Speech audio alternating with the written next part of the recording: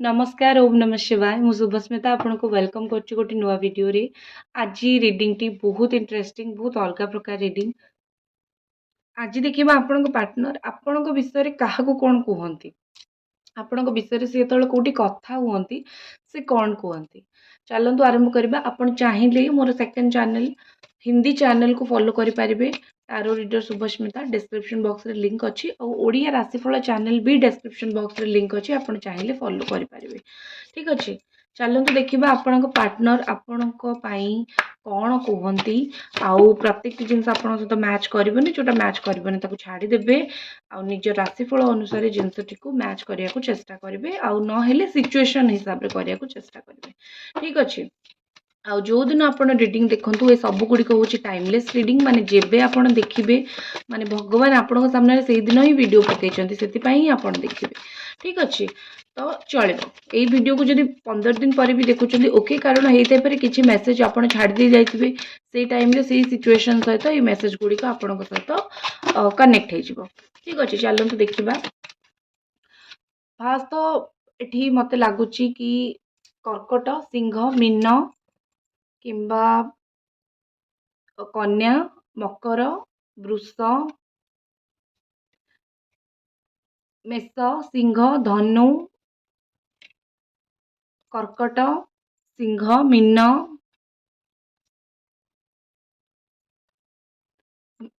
तुला तुला कुंभ। ठीक अच्छे।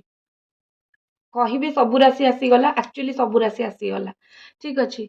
कौन आपण पार्टनर आपण विषय कहते कौन से आपण विषय डिस्कशन करती सबुठु प्रथमे मु इम्पोर्टाट कहबी लव रो कार्ड टी देखुंत तो यही कार्ड बहुत क्लीयर देखा कि से आपन को भल पाती जोटा सी समस्त आगे कहती बा जो कहते ना कि आपण विषय से केबे खराब ही कहते जी जेबे पचारे से सब बेले कहते कि भल पाइबा थिला तांको तरफ भी थिला आपणको तरफ तो निश्चित थिला तांको तरफ भी निश्चित भल पाइबा थिला आ एई भल पाइबाटी को सी हरैबा को चाहू नाहंती। आपणको पार्टनर कोटना कोटी मते लागुची कि टिके भल पाइबा निजको भी से बहुत भल पाती निजे केमिति गेटअप हे ड्रेस पिंधिबे बाहर को जिबे निज ग्रूमिंग उपर भी बहुत ध्यान दियंती। ठीक अच्छे। से सेल्फ लव शिखिंट जोटा आपण करना निजक प्रथम भल पाइले ही दुनिया को भल पाइबे। आपन जदि निजक भल पाइपर आपण निजे मिरर देखले आपण को देखिपारे आप अरे मु कला पड़ गली मोटा हो गली एमती गली सेमती गली जदि निजक आप्रिशिएट करना तो सामना वाला केमी आपन को आप्रिशिएट कर तो सेल्फ लव करंतु आपण करूना आपण पार्टनर करुँच लगुच दुनिया रे मु जोठी जी मत समस्त भल पाइबे हेले छाड़ू आपणकर आपण पार्टनर आपण फिलिंग्स है अनकंडीशनल लव से सब बेले भल कहती से गोटे कथा समस्त आगे कहती कि आपण कौन स्वार्थ रखिकी भल पाई ना जोटा बहुत बड़ कथा आजिकल दुनिया रे बहुत कम लोग एमती कथा कहती समस्ते कहबेनी बहुत कम लोग कहती से सबुआड़े कहती कि आपण निस्वार्थपर भल पाइबा पाई आपण तांकोटू किछि फायदा पाई भल पाई नांती किछि फायदा पाई नथिले आपण निस्वार्थपर हिसाब रे आपण तांको भल पाइछंती जोटा कि से आपण को बहुत सेति रेस्पेक्ट भी करती आपण को सम्मान भी करती। ठीक अच्छे। आउ गोटे जिनस से आपण को विषय कहते कि आपण बहुत ग्राउंडेड गर्व अहंकार आपण को मन रे नाही आपण जिते भल घर आसतु जिते पैसा थाऊ थाऊ कि न थाऊ जहाँ भी आपणकर सिचुएशन हो से कोट ना कोटे कहते आपण बहुत ग्राउंडेड आपणकर गर्व अहंकार नाही आउ ए गर्व अहंकार नाही बोली बहुत अधिक ही माने सी भावती कि भल कथा यहाँ बहुत भल कथा कारण दुनिया रे समस्ते कोटि ना कोटि टिके गर्व धरिकी बचंती आपण किंतु केबे तांको निजर गर्व देखै नांती कि मोर अच्छी कि आमर अच्छी सब बेले आपण ग्राउंडेड ही रहिचंती। ठीक अच्छे।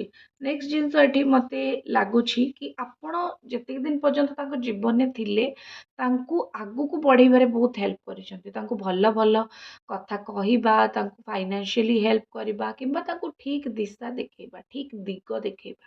ठीक अच्छे। ये सब जिनस लगुच कि आपण पार्टनर टिके जो कहते ना कि ସମସ୍ତେ ଜୀବନରେ ଠିକ୍ ବାଟ ଦେଖାନ୍ତିନି।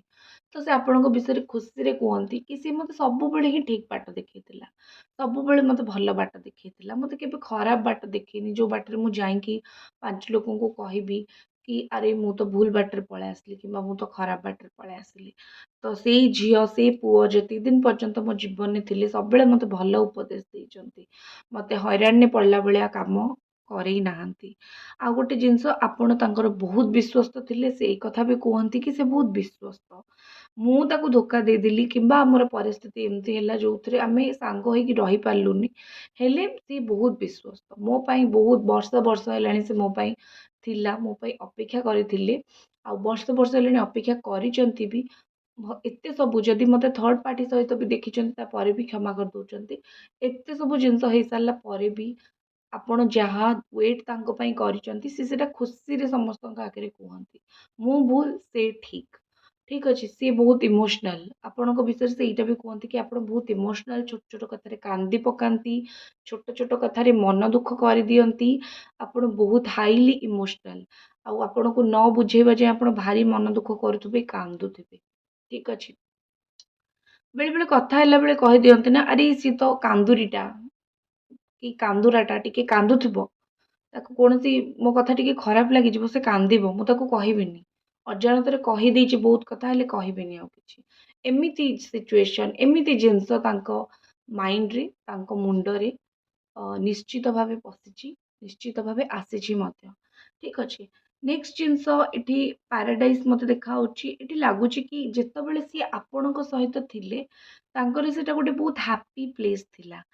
ଆପଣ ନୋ ନୋ ଡାଉଟ୍ ଏଠି ଦି ଜଣଙ୍କ ଭିତରେ ଗୋଟେ ଫିଜିକାଲ ରିଲେସନ ବି ସ୍ଥାପନା ହେଇଛି। ଏଗେନ୍ କହିବି, ସମସ୍ତଙ୍କ ପାଇଁ ନୁହେଁ, କିଛି ଜଣଙ୍କ ପାଇଁ। ଯାହାଙ୍କର ଫିଜିକାଲ ରିଲେସନ ନାହିଁ ଛାଡ଼ି ଦିଅନ୍ତୁ ଏ କଥାକୁ। ଠିକ୍ ଅଛି। ଫିଜିକାଲ ରିଲେସନ ବି ସ୍ଥାପନା ହେଇଛି।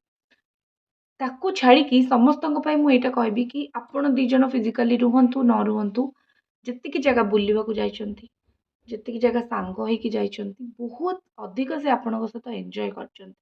ସେ ସେଇ ସବୁ ଜିନିଷ ଗୁଡ଼ିକୁ ବହୁତ ମନେ ପକାନ୍ତି। ସେଇ ସବୁ ଏନ୍ଜୟମେଣ୍ଟକୁ ସେ ବହୁତ ମନେ ପକାନ୍ତି। ଅ, ଦି ଜଣଙ୍କ ସହିତ ଆପଣ ବହୁତ ଏନ୍ଜୟ କରିଛନ୍ତି। ଏନ୍ଜୟ ମାନେ ନୁହଁ କି କିଛି ଗୋଟେ ନେଗେଟିଭଲି ନେବେନି କି ଖାଲି ଟାଇମ୍ ପାସ୍। ଏନ୍ଜୟ ମାନେ ଟାଇମ୍ ପାସ୍ ନୁହଁ, ଏନ୍ଜୟ ମାନେ ମନରେ ଖୁସି ଆସିବା। ତ ଦି ଜଣଙ୍କ ପାଇଁ ମନରେ ବହୁତ ଖୁସି, ବହୁତ ହାପିନେସ୍ ଦି ଜଣଙ୍କ ପାଇଁ ଥିଲା। ଆଉ ସେଇ ଖୁସି, ମୁଁ କହିବି କି ଆଜି ବି ସେ ବେଳେବେଳେ ମନେ ପକାନ୍ତି। ଆଜି ବି ତାଙ୍କୁ ବେଳେବେଳେ ଫିଲ୍ ହୁଏ କି କେତେ ଖୁସି ଆମେ ଏଇ ଜାଗାକୁ ଗଲେ, କେତେ କମ୍ଫର୍ଟେବଲ୍ ଆମେ ଦି ଜଣଙ୍କ ସହିତ ଥିଲେ। ତ ହସିବା, ମିଶିବା, ମଜା କରିବା, ଆମ ଦି ଜଣଙ୍କର ଫ୍ରେଣ୍ଡ ସର୍କଲ୍ ଗୋଟିଏ, ସାଙ୍ଗସାଥି ଯଦି ଗୋଟିଏ ଥିବେ, ତ ଆମେ କେତେ ମଜା କରିଛେ ଏକା ସାଙ୍ଗରେ। ଆଉ ଏସବୁ ମଜା ଆଜି ବୋଧେ ମୋ ଭୁଲ ପାଇଁ ତୁମେ ଦୂରେଇ ଯାଇଛ କିମ୍ବା ମୋ ଭୁଲ ପାଇଁ ଆମେ ଅଲଗା ହେଇଯାଇଛୁ। ଠିକ୍ ଅଛି। ଏମିତି ଟିକେ ଚିନ୍ତାଧାରା ତାଙ୍କ ମାଇଣ୍ଡରେ ନିଶ୍ଚିତ ଭାବେ ଆସେ। ଆପଣଙ୍କ ପାଇଁ କାର୍ଡ ମୁଁ ଦେଖିବି ଦ ସ୍ନେକ୍। ଓହୋ! ଆପଣଙ୍କର ଯଦି ମୁଁ ଏନର୍ଜି ଦେଖିବି, ଆପଣଙ୍କର ଆକ୍ଚୁଆଲି କଣ ହେଇଛି ନା ଥର୍ଡ ପାର୍ଟି। ଆପଣଙ୍କ ପାର୍ଟନର କୋଉ ଥର୍ଡ ପାର୍ଟି ସହିତ କଥା ହଉଛନ୍ତି ଆଉ ଆପଣଙ୍କୁ ଧୋକା ଦିଆଯାଇଛି। ସେଟା ଆପଣ ବୁଝି ସାରିଛନ୍ତି କି ଆପଣ ସୁନା ତ ଭେଣ୍ଡି। ମୋ ନିଜ ପାର୍ଟନର ତ ଠିକ୍ ନୁହନ୍ତି। ମୁଁ କାହାକୁ କଣ କହିବି? ମୁଁ ଥର୍ଡ ପାର୍ଟି ଉପରେ କେମିତି ରାଗିବି ଯଦି ଏ ବ୍ୟକ୍ତି ନିଜେ ଠିକ୍ ନାହାନ୍ତି। ଠିକ୍ ଅଛି। ଆପଣ, ମୁଁ ଥରେ ଏତିକି କହିବି କି ଏମିତି ବହୁତ ଲୋକ ଅଛନ୍ତି ଯିଏ ଆପଣଙ୍କୁ ହଇରାଣରେ ପକେଇବାକୁ ଚେଷ୍ଟା କରୁଛନ୍ତି। ଖାଲି ଆପଣଙ୍କ ପାର୍ଟନର ଧୋକା ଦେଇଦେଲେ ସେଟା ନୁହେଁ। ଏମିତି ବହୁତ ଲୋକ ଅଛନ୍ତି। ତ ଶିଖନ୍ତୁ, ଚିହ୍ନିବା ଶିଖନ୍ତୁ, ଚିହ୍ନିବା ଜାଣନ୍ତୁ। ଜାଣିଲେ ହିଁ ଆପଣ ବହୁତ ଗୁଡ଼େ ହଇରାଣରୁ ରକ୍ଷା ପାଇପାରିବେ। ଠିକ୍ ଅଛି। କିଏ ଆପଣଙ୍କ ସହିତ ଭଲ, କିଏ ଆପଣଙ୍କ ସହିତ ଖରାପ, ଆପଣ ଏପର୍ଯ୍ୟନ୍ତ ବହୁତ ଜଣଙ୍କୁ ଚିହ୍ନି ପାରୁନାହାନ୍ତି। ତ ଟିକେ ଚିହ୍ନିବାକୁ ଚେଷ୍ଟା କରନ୍ତୁ। ସେମାନେ ଆପଣଙ୍କ ଆଖପାଖରେ ଅଛନ୍ତି ଆଉ ଆପଣଙ୍କୁ ଧୋକା ଦେବା ପାଇଁ ଟ୍ରାଏ କରୁଛନ୍ତି। ଠିକ୍ ଅଛି। ନେକ୍ସଟ ଦେଖିବା,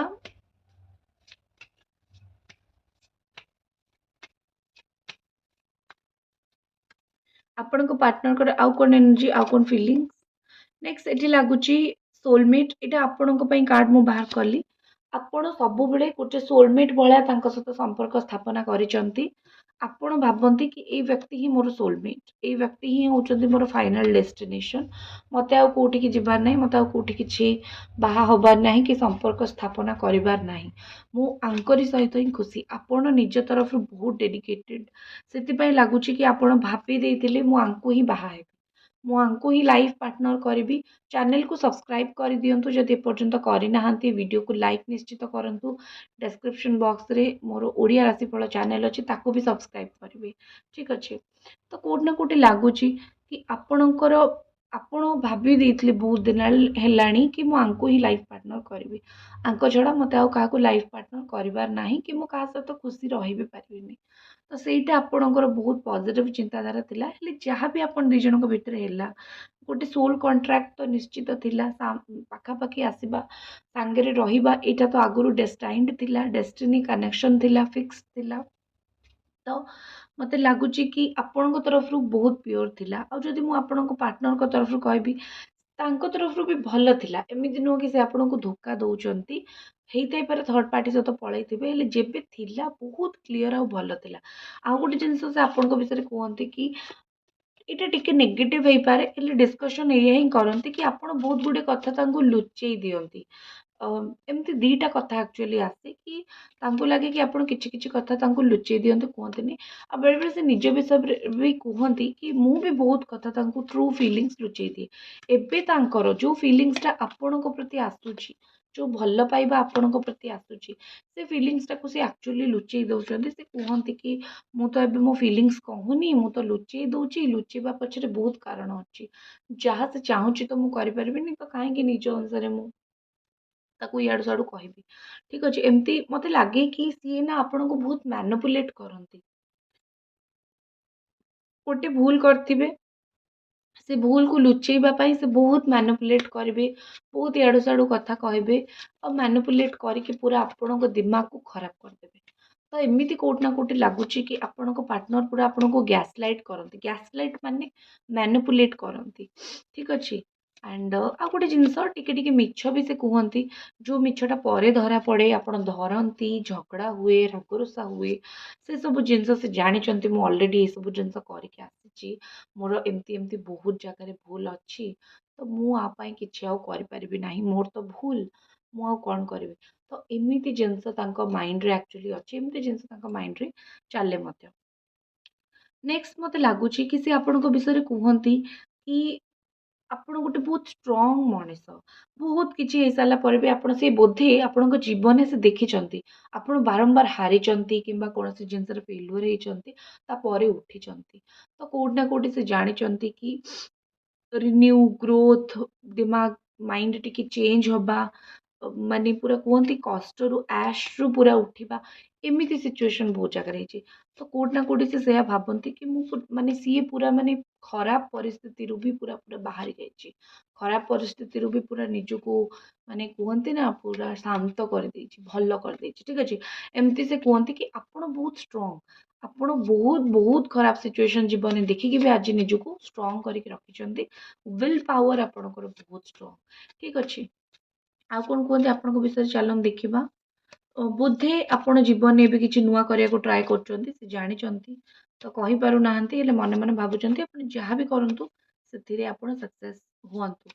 ଆଉ ଆପଣ ଜୀବନରେ ନୂଆ କିଛି ଆରମ୍ଭ ବି କରିଥିବେ, ତ କୋଉଠି ନା କୋଉଠି ତାଙ୍କୁ ଟିକେ ମାନେ ସିଏ ଟିକେ ଜାଣିଥିବେ ଆଉ ସବୁବେଳେ ଖୁସି ହୁଅନ୍ତି। ଆପଣ ଖୁସିରେ ରହିଲେ ସେ ସବୁବେଳେ ଖୁସି ହୁଅନ୍ତି। କାରଣ ଜାଣିଛନ୍ତି ଯୋଉ ଦୁଃଖ ସେ ଆପଣଙ୍କୁ ଦେଇଛନ୍ତି ତାଠୁ ଅଧିକ ଦୁଃଖ ତ କେହି ଦେବେନି। ତ ବେଟର ହବ ଆପଣ ନିଜେ ଖୁସିରେ ରୁହନ୍ତୁ। ହାପିନେସ୍ ଆପଣଙ୍କ ଲାଇଫରେ ରହୁ। ଆଉ କ'ଣ କୁହନ୍ତି ଆପଣଙ୍କ ବିଷୟରେ? ଆପଣ ବହୁତ ରିପେୟାର କରିବାକୁ ଟ୍ରାଏ କରୁଛନ୍ତି ଏଇ ସମ୍ପର୍କକୁ। ସେ ବାରମ୍ବାର ବହୁତ ଲୋକଙ୍କ ଆଗରେ କହିଲେଣି କି ସିଏ ଜିନିଷକୁ ଠିକ୍ କରିବାକୁ ଚାହୁଁଛି। ସିଏ ହିଁ ମୋ ପଛରେ ପଡ଼ିଛି। ମାନେ ସେ କୁହନ୍ତି କି ନେଗେଟିଭଲି ନୁହଁ, କି ମାନେ ସିଏ ତ ଚାହୁଁଛି ଜିନିଷ ଠିକ୍ ହେଇଯାଉ ଆମ ଦୁଇ ଜଣଙ୍କ ଭିତରେ, ଜିନିଷଟା ଭଲ ହେଇଯାଉ ଆମ ଦୁଇ ଜଣଙ୍କ ଭିତରେ। ହେଲେ ସିଚୁଏସନ୍ ଏମିତି ହଉନାହିଁ, ମୁଁ ସେମିତି କରିପାରୁନି। କୋଉଠି ନା କୋଉଠି ଲାଗୁଛି କି ଆପଣଙ୍କ ପାର୍ଟନର ଟିକେ ମାନେ ସେ ଜାଣିଛନ୍ତି ଆପଣ କଣ୍ଟିନ୍ୟୁଅସଲି ଏ ସମ୍ପର୍କ ଉପରେ କାମ କରୁଛନ୍ତି। ଚ୍ୟାନେଲକୁ ସବସ୍କ୍ରାଇବ୍ କରନ୍ତୁ, ଭିଡ଼ିଓକୁ ଲାଇକ୍ କରନ୍ତୁ ଯଦି ଏପର୍ଯ୍ୟନ୍ତ କରିନାହାନ୍ତି। ଠିକ୍ ଅଛି। ଆଉ ଗୋଟେ ଜିନିଷ ଆପଣ କାହାକୁ ଗୋଟେ ମିଛ କହିଛନ୍ତି, ସାବୋଟାଜ କରିଛନ୍ତି, ଆଉ ଏବେ ସେ ଜିନିଷକୁ ରିପେୟାର କରିବାକୁ ଟ୍ରାଏ କରୁଛନ୍ତି। ସେ କଥା ବି ଜାଣିଛନ୍ତି ଆଉ ଶୁଣିଛି, ତାଙ୍କ କାନରେ ପଡ଼ିଛି କି ଆପଣ କୌଣସି ଜାଗାରେ ଭୁଲବଶତଃ ଭୁଲ କରିଦେଇଥିଲେ ଆଉ ଏବେ ସେଟାକୁ ଠିକ୍ କରିବା ପାଇଁ ଟ୍ରାଏ କରୁଛନ୍ତି। ସେଥିପାଇଁ ସେ ଆପଣଙ୍କ ଉପରେ କେବେ ରାଗି ନାହାନ୍ତି ଆଉ ସେ ଜାଣିଛନ୍ତି, ସେ ଯେଉଁ ଲୋକ ଆପଣଙ୍କ ଏଗେନଷ୍ଟରେ ବି କୁହନ୍ତି, ସେ ତାଙ୍କ ଆଗରେ ବି କୁହନ୍ତି ଅଜାଣତରେ ହେଇଥିବ, ତାଠୁ ଭୁଲ ହେଇଥିବ, ହେଲେ ଜାଣି ଜାଣିକି ସେ କେବେ ଭୁଲ କରେ ନାହିଁ। ତ ଏମିତି ବହୁତ ପଜିଟିଭ ଆକ୍ଚୁଆଲି ଜିନିଷ ଭାବନ୍ତି ଆପଣଙ୍କ ବିଷୟରେ, ନେଗେଟିଭ ନୁହେଁ। ଜାଣିଲେ ତ ତାଙ୍କ ସତ ଫିଲିଙ୍ଗସ୍, ସେ କ'ଣ ପଜିଟିଭ ଭାବନ୍ତି। ତ ଏଇଟା ଥିଲା ଆପଣଙ୍କ ରିଡ଼ିଂ। ମୁଁ ଆଶା କରୁଛି ପସନ୍ଦ ଆସିବ। ଦେଖା ହବ ନେକ୍ସଟ ରିଡ଼ିଂରେ। ଓମ୍ ନମଃ ଶିବାୟ।